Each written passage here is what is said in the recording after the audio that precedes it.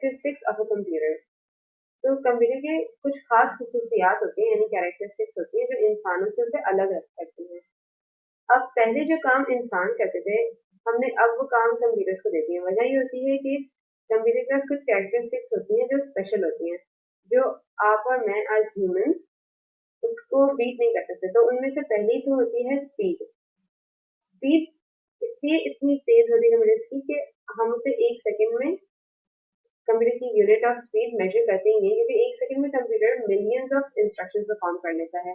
तो इसके बजाय हम अगर इसकी कंप्यूटर की स्पीड को मेजर करते हैं यूनिट से, तो 10 की पावर -3 यानी कि मिली सेकेंड्स में, या फिर 10 की पावर -6 आपका माइक्रो सेकेंड्स, या 10 की पावर -9 नैनो सेकेंड्स। बिकॉज वो इतना फास्ट होता है कि एक सेकंड में तो इतने मिलियंस ऑफ इंस्ट्रक्शन परफॉर्म कर लेगा कि हम एक सेकंड में से काउंट ही नहीं कर सकते, यानी कि मेजर ही नहीं कर सकते उसकी स्पीड को। तो इसलिए ये यूनिट्स होते हैं हमारे unit of measurement for speed. तो कंप्यूटर की speed compare to human speed बहुत ही फास्ट होती है। उसके बाद दूसरी चीज जो हमारी आ जाती है होती है एक्यूरेसी। एक्यूरेसी का मतलब होता है करेक्टनेस ऑफ आंसर, यानी कि कितना क्लोज है, how close the actual answer. अच्छा, इज, तो इसका मतलब ये है कि अगर आंसर मेरा किसी भी कैलकुलेशन में करेक्ट आंसर है 79.99, तो एक्यूरेसी क्या होगी कि मैं इससे करीब करीब आंसर लाऊं। हो सकता है ह्यूमन इससे करीब करीब आंसर लाके मुझे दे 79.79, लेकिन आपका कंप्यूटर जो होगा वो या तो एग्जैक्टली करेक्ट आंसर देगा या इससे ज्यादा क्लोज आंसर देगा। मोस्ट लाइकली कंप्यूटर आपका एग्जैक्टली करेक्ट आंसर देगा, यानी कि 79.99 ही देगा। तो ये हमारी एक्यूरेसी होती है कि कितना करीब आपका आंसर निकला है, आपने जो कैलकुलेट किया compare to the actual answer. तो कंप्यूटर की एक्यूरेसी ह्यूमन की एक्यूरेसी के मुकाबले में बहुत ज्यादा होती है, वो 100% एक्यूरेट होता है। उसके बाद आ जाती है बात डिलीजेंस की। डिलीजेंस होता है कि कंप्यूटर कितना एक्यूरेट रहेगा, यानी कि कितनी दफा एक्यूरेट रहेगा। तो हमें पता है कि कंप्यूटर हर दफा एक्यूरेट होगा, यानी कि अक्सर होता है इंसानों में एवरी टाइम एक्यूरेट इंसान जो होते हैं वो या थक जाते हैं, या किसी दिन हो सकता है ज्यादा अच्छा काम करते हैं, किसी दिन नहीं काम करते।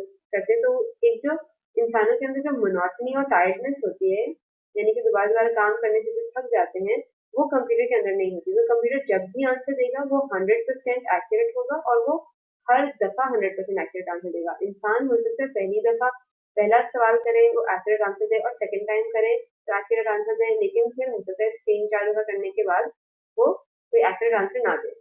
तो कंप्यूटर में ये खास बात होती है कि वो हर दफा एक्यूरेट आंसर देगा। चौथी चीज होती है हमारी वर्सेटैलिटी।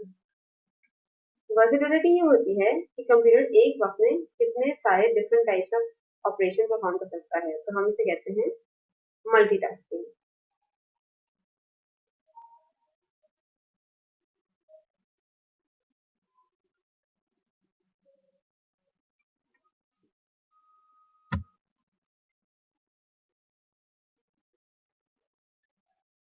मल्टीटास्किंग होती है वो ability computer multiple different task perform कर सकता है एट द सेम टाइम। तो अगर मैं कंप्यूटर को कमांड दूं कि डॉक्यूमेंट प्रिंट करे और एट द सेम टाइम एक ईमेल भेजे, and at the same time मैं उससे कहूँ कि मुझे कोई वॉइस कॉल रिकॉर्ड करानी है, तो वो computer at the same time, क्योंकि हमने भी पढ़ा है उसकी स्पीड इतनी फास्ट होती है कि एक सेकंड में मल्टीपल ऑपरेशन परफॉर्म कर लेता है। तो कंप्यूटर एक टाइम पे ही ये सारे ऑपरेशन मेरे एक साथ परफॉर्म कर सकता है। ये उसकी वर्सेटैलिटी होती है, वर्सेटिलिटी होती है जो उसे अलाउ करती है सारे काम करने कंपेयर टू ह्यूमंस, जो एक वक्त में सिर्फ एक ही टास्क परफॉर्म कर सकते हैं, और जरूरी नहीं है कि हर टास्क उतना ही सही से परफॉर्म किया जाए जो जो टास्क होते हैं कंप्यूटर, क्योंकि ह्यूमंस अक्सर एक्सपर्ट होते हैं पर्टिकुलर फील्ड में। कोई एक काम उन्हें बहुत अच्छी तरह से करना आता है और फिर दूसरे काम में वो थोड़े बेहतर नहीं परफॉर्म कर पाते। तो वर्सेटैलिटी भी कंप्यूटर की कि वो मल्टीटास्किंग कर लेता है और इतनी फास्ट करता है कि हमें पता भी नहीं चलता कि वो एक वक्त में एक टाइम में इतने सारे टास्क परफॉर्म कर रहा होता है। फिर जो फिफ्थ इसकी कैरेक्टरिस्टिक्स है कंप्यूटर की, वो होती है पावर ऑफ रिमेम्बरिंग। तो कंप्यूटर की पावर ऑफ रिमेम्बरिंग होती है कंप्लीट, यानी कि 100% एक्यूरेट प्लस ये कि अगर मैं उससे सालों पहले भी अगर मैं कोई डेटा इनपुट करूं, अगर मैंने कोई डेटा इनपुट करी है यानी कि उसे कुछ बताया है कंप्यूटर को, तो पूरी लाइफ टाइम गुजरने के बाद भी कंप्यूटर की एग्जैक्ट सेम डेटा मैं रिट्रीव कर सकती हूँ, यानी कि मैं निकाल सकती हूँ। अगर मैं इंसान को कोई बात बताऊं तो हो सकता है कि इतने सारा टाइम बाद, इतना टाइम गुजरने के बाद उसकी पावर ऑफ रिमेम्बरिंग यानी कि जो कुछ भूल जाए, कुछ बातें भूल जाए, उसको कुछ याद ना रहे या कुछ डेटा गलत बता दे मुझे। लेकिन कंप्यूटर की पावर ऑफ रिमेम्बरिंग 100% एक्यूरेट होती है, तो वो जितने भी टाइम बाद आप डेटा उससे रिट्रीव करेंगे यानी डेटा निकालेंगे तो वही डेटा होगी, वही एक्यूरेट 100% डेटा होगी जो आपने इनपुट करी थी। उसके बाद आता है no IQ. No IQ means, IQ का मतलब होता है इंटेलिजेंस क्वोशिएंट। तो इंटेलिजेंस क्वोशिएंट बताता है कि हाउ स्मार्ट यू आर। हम अपनी स्मार्टनेस चेक करते हैं, इंटेलिजेंस चेक करते हैं कि आपके अंदर अकल कितनी है। तो कंप्यूटर के अंदर जब अकल चेक की जाए तो अकल होती है 0। Computer has no IQ at all, उसका आईक्यू है 0।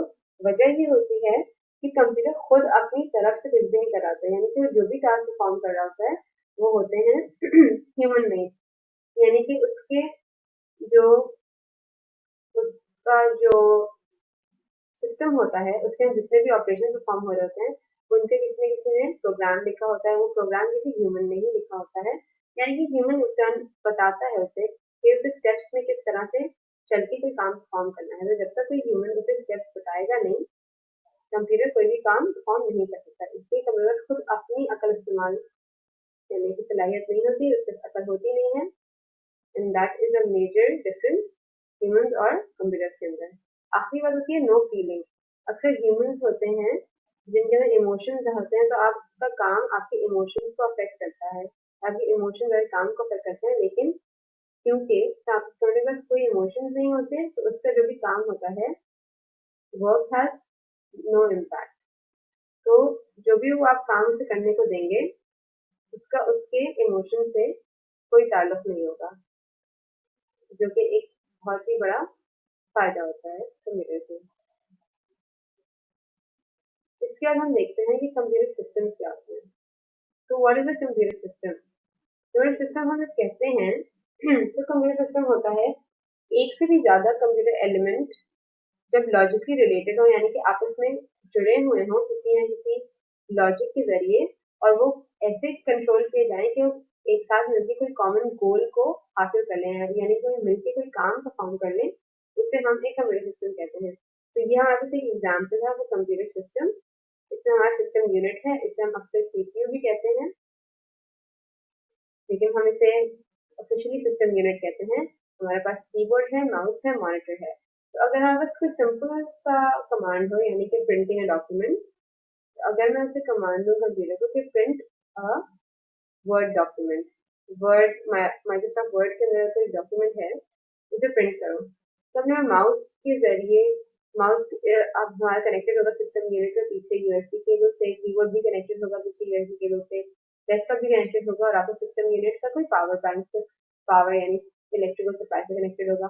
तो जो मेरा कीबोर्ड है उससे मैंने अपना डॉक्यूमेंट टाइप किया होगा, मैंने माउस से क्लिक किया होगा, सेलेक्ट किया होगा कि जी इस डॉक्यूमेंट को प्रिंट करना है, मैंने प्रिंट का बटन दबाया होगा। डेस्कटॉप पे मैं देख रही हूँ क्या क्या हो रहा है, तो मैं उसे व्यू कर रही हूँ अपने डॉक्यूमेंट को।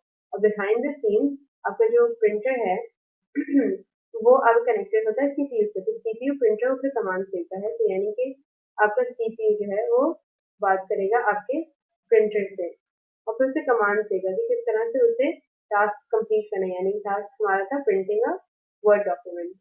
तो जो ये सारी इंस्ट्रक्शंस मिली होंगी उसे कंप्यूटर को, जो इनपुट कीबोर्ड से, माउस से और मॉनिटर से मिला है, वो उसने अंडरस्टैंड किया, वो इंस्ट्रक्शन समझा, उसने प्रिंटर को भेजा, प्रिंटर ने फिर वर्ड डॉक्यूमेंट प्रिंट कर दिया। तो ये है हमारा एक तरह कंप्यूटर सिस्टम। एक से ज्यादा एलिमेंट्स रिलेटेड है क्योंकि हमारे पास 1 2 3 4 5 प्रिंटर हमारा एलिमेंट हो गया, 5 एलिमेंट्स मिला के एक साथ जुड़े हुए हैं इस तरह से कि कोई टास्क परफॉर्म कर ले, यानी हमारा कोई कॉमन गोल अचीव हो जाए। तो ये एक कंप्यूटर सिस्टम होता है। उसके बाद हम देखते हैं कुछ parts of the computer system. Computer system के 5 पार्ट्स होते हैं। सबसे पहला पार्ट होता है हार्डवेयर। हार्डवेयर हमें पता है कि हार्डवेयर की डेफिनेशन क्या है, लेकिन फिर भी तो एनीथिंग वी टच, यानी कंप्यूटर सिस्टम के अंदर कोई भी चीज जिसे हम हाथ लगा सकें, छू सकें, वो हमारा हार्डवेयर होता है। तो हार्डवेयर के अंदर डिवाइसेस होते हैं, यानी कि आपका कीबोर्ड, आपका प्रिंटर हो गया, आपका मॉनिटर हो गया, ये सारे आपकी हार्डवेयर के अंदर आ जाते हैं। तो पहला पार्ट है हार्डवेयर। सेकंड पार्ट है हमारा सॉफ्टवेयर। सॉफ्टवेयर अभी हम डिस्कस कर चुके थे। सॉफ्टवेयर होता है अगेन प्रोग्राम्स हमारे, यानी हमारे सेट ऑफ इंस्ट्रक्शंस, यानी जो भी हम उसे कंप्यूटर को हमें टास्क परफॉर्म करने के लिए हम इंस्ट्रक्शन देते हैं, वो हमारे सॉफ्टवेयर में इंक्लूडेड जाते हैं। तो सेट ऑफ इंस्ट्रक्शंस हमारे सॉफ्टवेयर में होगा। उसके बाद हम बात करते हैं डेटा की। डेटा मेजर पार्ट होता है कंप्यूटर सिस्टम का, क्योंकि कंप्यूटर सिस्टम होता है कुछ एक इस तरह से फॉर्मेट के, एक ये हमारा मशीन हो गई और दूसरी तरफ हमारा ह्यूमन है, और जो बीच में गैप है उसे जो ब्रिज करता है, यानी जो ब्रिज फॉर्म करता है, जो कनेक्ट करता है हम दोनों को, वो होती है हमारी डेटा। तो मशीन और साइड के अंदर हम हार्डवेयर और सॉफ्टवेयर का जिक्र करते हैं, और ह्यूमन साइड के अंदर अभी हम बात करेंगे प्रोसीजर्स और पीपल की। तो procedures plus people human side में रहते हैं। ये हमारे कंप्यूटर सिस्टम का एक बेसिक एक स्ट्रक्चर है, यानी कि मशीन और ह्यूमंस किस तरह से आपस में इंटरेक्ट कर रहे हैं, वो है इस ब्रिज के जरिए, यानी कि आपके डेटा ब्रिज के जरिए। तो डेटा क्या होती है हमारी, हम जब डेटा इनपुट करते हैं कंप्यूटर के अंदर, यानी हमने उसे कोई भी डेटा दिया, जैसे कि फर्ज करें मैंने एक ट्रैफिक सिग्नल पे देखा कि कितनी कार्स आती हैं, तो मैंने number of cars as data input कर दिया। उसके बाद मैंने कंप्यूटर से कहा कैलकुलेट करो, कि प्रोसेस करो कि मुझे क्या जरूरत है, मुझे कितने यहाँ पे सिग्नल लगाने चाहिए, मुझे कितना ट्रैफिक आ रहा है, किस हिसाब से ट्रैफिक आ रहा है। तो यहाँ पे कंप्यूटर ने कैलकुलेशन परफॉर्म करी, ये देख के कि किस टाइम पे कितना ट्रैफिक था, मैंने डेटा इनपुट कर दिया था, इस वक्त में इतनी नंबर ऑफ कार थी, इस वक्त में इतनी नंबर ऑफ कार थी। तो उसने मुझे आउटपुट करी इंफॉर्मेशन, यानी कि रिजल्ट मुझे मिला, और जो रिजल्ट मुझे मिला